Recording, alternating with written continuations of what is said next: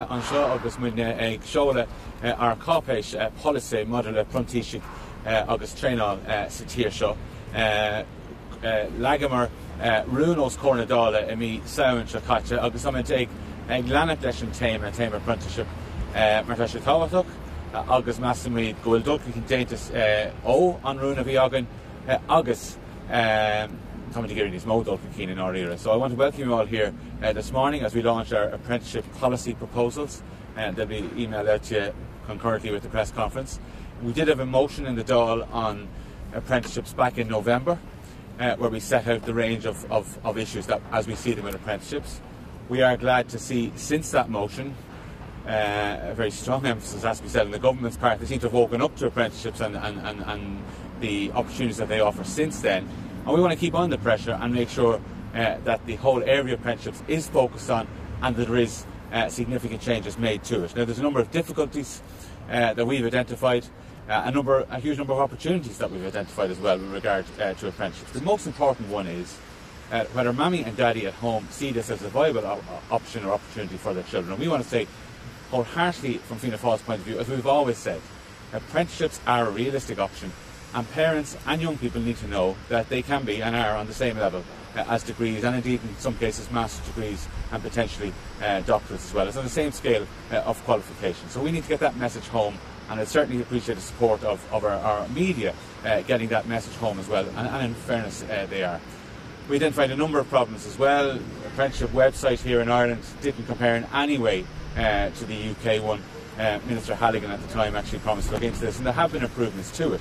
But the difference in the UK one is that you can actually search for an apprenticeship like a job search online. You can't quite do that here, and we think further improvements need to be made. We want to see the state provide a huge increase in the number of apprenticeships that they do. So semi-state companies historically, Aer Lingus for example, and still does now in the private sector, ESB, OPW provided apprenticeships. We want to see a massive expansion on that. When early on in my role as education spokesperson, I proposed we have an apprenticeship in here, in the Dáil, just like they have in the House of Commons.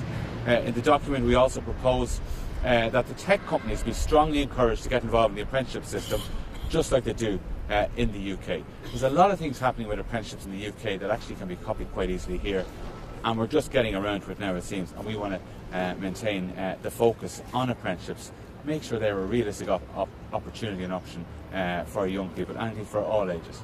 As Thomas mentioned, parity of esteem is really important, and that's a message that we want to send both to families and to schools, because for many young people the possibility of earning while you're learning is hugely important. And also a key area for us is the lack of females taking up apprenticeships. Last year only 4% of apprenticeships were taken up by women.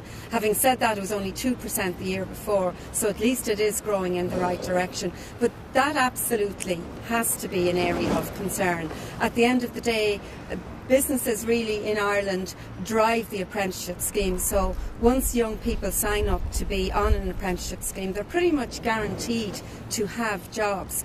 There's actually a really good programme of apprenticeships in Simmons Court this week from the 21st to the 23rd of March, and we'd really encourage young people, fifth years, leaving cert TY students, to go along and to have the opportunity to actually see the fantastic apprenticeships that are on board. And also just to mention that the HBI and Solas are doing a really good job. One of the areas that we have focused on in our policy documents is the whole area of having regional colleges developing apprenticeships, so doing it on a regional scale as well as on a national scale. But there's huge scope and there's huge opportunities for young people, and we want to ensure that they know the possibilities that are out there, and indeed to continue to ensure that apprenticeships are accessible to everybody, that they're affordable to everybody, and that it is seen as a really good career opportunity. What do you think is behind the reluctance of parents that you talked about to push their children maybe towards apprenticeships? Because parents want to see their children go to university, go to college, get a degree primarily, and actually what people need to know is that a level 8 degree is exactly the same as a level 8 apprenticeship. So if you become if you do the Insurance Apprenticeship Association with Sligo IT, that's up to degree level, and many apprenticeships will be at that level. It's just to do it in a different way, You might do online learning once a week, online group learning, or you might go to college once a week, and the rest of your time and your learning and training and qualification is done in the workplace. So there's various different iterations of it. I suppose the traditional view of apprenticeships was in the construction trade, and by the way, they're really important still, and we badly need more apprentices, male and female, in the construction and traditional apprenticeships. But we've got to broaden it out, and there's a whole debate about third level funding, etc. This is actually one of the ways of dealing with that issue. If we can get more people doing apprenticeships and recognising the value of them and the freedom that they provide, the opportunities that they provide, it will actually ease some of the pressure on our third level system. But also we need to be absolutely clear that the aspiration to a level 8 degree is an aspiration that we want everybody who can to aspire to, but they can aspire to it through an apprenticeship if that's what they wish. Do you think that the government is missing an opportunity by not pressing the technical or something to Well, I think they can do more. There have been some noises now in the last number of weeks and months about that. I think we put forward our motion before the Dáil in November, and if you notice, Fianna Fáil, Minister Mitchell O'Connor, who's not actually the Minister for Apprenticeships, it's Minister Halligan, but she actually has spoken quite a lot about apprenticeships since we put that motion before the Dáil. So clearly they recognise belatedly something that we've been pushing for quite some time. This is an important area. So I think more can be done. And the key thing about that issue, the key thing about the public service apprenticeships that we don't have enough of either in departments, etc., is that it's already done in the UK. We don't have to come up with brand new ideas and create. There's already a way of doing it. And some of the tech companies that are offering apprenticeships in the UK don't offer them here. And we think that's a hugely missed opportunity. And we also think that career guidance teachers really should be pushing the whole apprenticeship area. I think there's a whole area of learning there, and quite often just in discussing with parents that have children that are coming up to Leaving Cert stage, they're not aware about all of the apprenticeship schemes that are there. So certainly we would encourage career guidance teachers to take up the call that's there when we look at areas. Thomas has mentioned the construction area, but in terms of chefs, I think we're going to be down 3,800 chefs next year, and that's very, very concerning. And when we look at the whole new area of apprenticeships, 11 new apprenticeships were introduced last year, and they're in areas like finance and like insurance. So I think that sometimes in Ireland we have that old-fashioned sense of an apprenticeship, but really there's just wonderful career opportunities and a job path there for many students. Just in a separate matter, obviously, for both of you, obviously Billy Kelleher wasn't selected as your MP candidate for South again. Should he be added to the ticket? Well, first of all, I want to wish Malcolm Byrne the very best of luck. Malcolm won the convention. Malcolm's a long-time councillor for Fianna Fáil in County Wexford, and obviously there's a huge portion of Leinster and South Leinster in that constituency. So I want to wish him all the best and hope that he succeeds in becoming an MEP, which maybe should be 5-seater, depending on Brexit, of course, but should be a 5-seater. Fianna Fáil will, I have no doubt, be fighting for 2 seats. But those decisions as to who candidates are, or if we do run a second candidate, they're matters for the National Constituencies Committee. And the one thing they don't do is discuss matters with us. They take decisions very objectively based on the information that they have and who will be the best candidate. And I think they did a magnificent job, it has to be said, at the last general election in terms of adding candidates and maximising our seats, and I have no doubt they will do that again in this year's European and local elections. Well, yeah, we had a very high calibre of candidates, without a shadow of a doubt, and we had a very committed and energetic campaign. When it came down to the day itself, Malcolm was the winner, and a very worthy winner, somebody who's very committed, and I think will bring a fresh thinking into the campaign and hopefully into Europe if and when he is elected. And in terms of Billy is a much valued colleague, and he has added so much both within the Fianna Fáil parliamentary party, and he has incredible experience indeed in terms of governance. And as Thomas said, it will be the National Constituencies Committee who will be making that decision, but I would imagine that they would certainly be looking at the possibility of having somebody of Billy's calibre and having somebody geographically within the Cork area. It sounds like you both. It sounds like you both would personally be in favour. It's absolutely. We have our personal views. My personal view does not matter and won't count. The National Constituency Committee will make that determination as to who. There are lots of factors in terms of who would be candidates for Fianna Fáil in the European elections. We've selected now 3 at this stage, highly experienced candidates. Brendan Smith in Midland West, where we had a convention with I think about 2,000 people came to that convention, hugely well attended, real excitement within Fianna Fáil at the moment. The Southern Convention, I think, has created huge excitement as well for Malcolm Byrne to go out and win that seat, and Barry Andrews is making a huge impact. And they're all people with significant, not just national experience or local experience, European experience. Brennan Smith as Minister in various portfolios, agriculture in particular, very important. Malcolm Byrne, member of the Committee of the Regions and other European institutions too, works for the Higher Education Authority, and Barry Andrews, of course, former Minister, Institute of European Affairs. So our candidates that are selected already are working hard, and the National Constituency Committee will make its determination without any reference to the personal views of anyone in the Fianna Fáil front bench.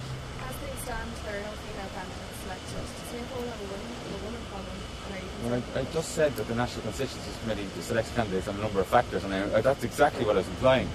So there can be no doubt that the party will be looking at that, absolutely. Yeah, and Laura, we had two excellent candidates, Mary Hannafin and Anne Rabbitte, put themselves forward, and unfortunately they didn't. They were beaten on their respective nights. But as Thomas has said, that will be something that we need to look at.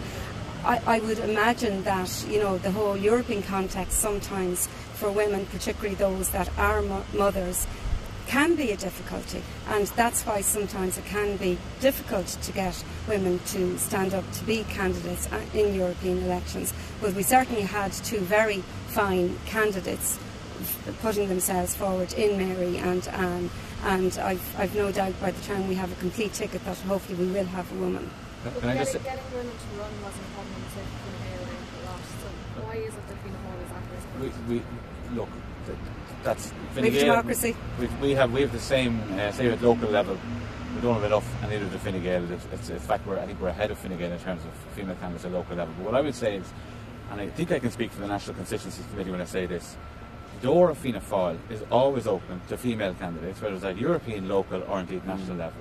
So if you're a female candidate, potential candidate there, thinks they can offer something to the party, there are some who have already put their names forward and I'm sure are being considered, whether it's at local level or European level. The door is open and we want to hear from you. And we're very interested in promoting, not just running women candidates, but getting them elected too. I think that's really, really critical, and that message has to go out, and I have no doubt that will be a big factor in whatever decisions the National Constituencies Committee makes in all three of the constituencies. Okay. Thank you, everybody. Could you heal into Queen or the school was Jeremy Queen Bratamach Brexit and Agus Major and what the cut John Bercow Sabating Theresa May? Well, Coragus Kuchev agus ní féidir linne éon the dhéana faoile an muine fécinn do shot a daoine an tráid agus an magáil cantar a géirí orm sa cad tála maidir leis an ratamach agus in áíire níl is a géine an íire is ag rialtas na bratan in cad a bhí chun titim amach le rátas an ceann choras a bratan.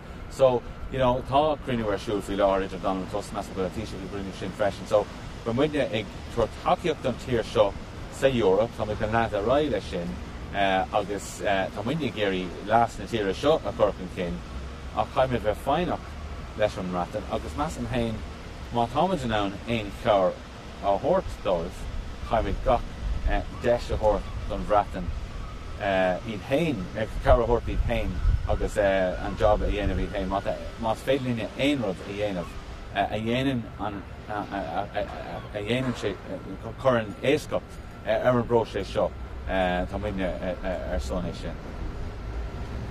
Can we get a reaction to the government proposals in relation to consent and third level education today?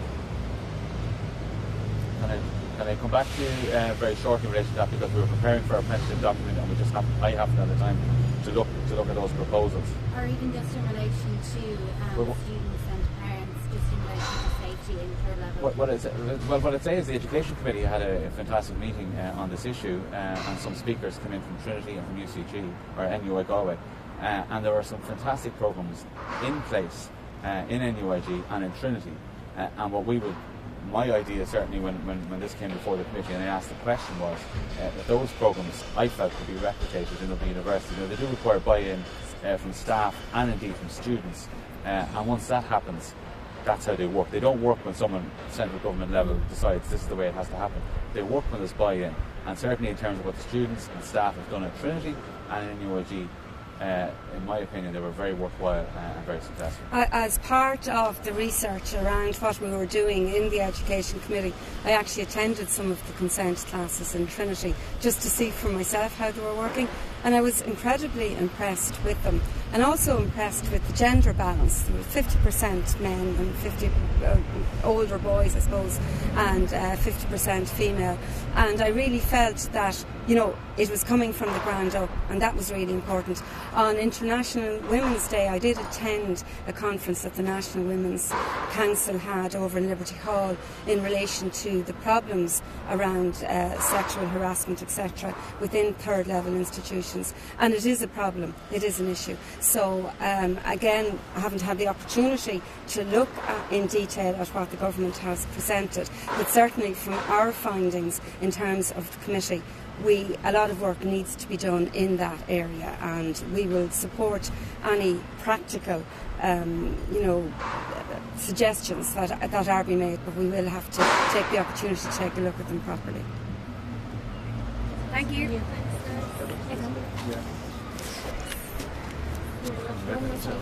I didn't even know if I did something small. That's our instructions. Yeah.